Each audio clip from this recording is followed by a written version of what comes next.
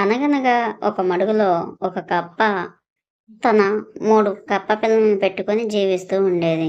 అయితే ఒకరోజు ఒక పిల్ల కప్ప తన తల్లి కప్పని బయటికి వెళ్ళడానికి అనుమతిని అడిగింది. తల్లి కప్ప వెంటనే చాలా దూరం వెళితే తప్పిపోతావు. ఇక్కడిక్కడే తిరుగు. నాకు నిన్ను వెతకడం కష్టం అంది. పిల్ల కప్ప పట్టు వదలకుండా చాలాసేపు బతిమాలింది. చివరికి విసుగు చెంది తల్లి కప్ప కసురుకుంది. లేదు, నేనెప్పుడూ ఈ మడుగు దాటలేదు. ఎలా అయినా సరే నేను మడుగు దాటి బయటికి వెళ్ళాలి అని మారం చేసింది పిల్లకప్ప.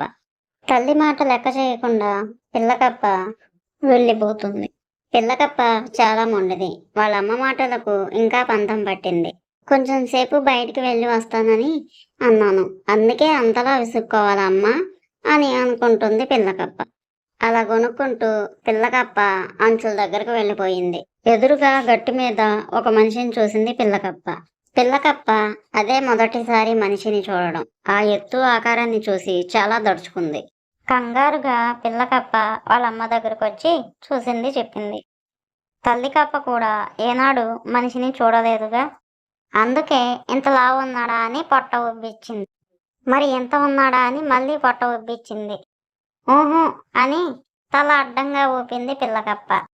మళ్ళీ తల్లి కప్ప ఇంత ఉన్నాడా, ఇలా ఉన్నాడా, ఇటు చూడు, ఇట్లా ఉన్నాడా అని చెప్పేసి పొట్ట ఇంకా ఉబ్బిచ్చింది. తల్లి కప్ప పొట్ట ఒక్కసారిగా పగిలి చనిపోతుంది. పిల్లకప్ప మూర్ఖత్వం మూలంగా తల్లి కప్పను కోల్పోతాయి.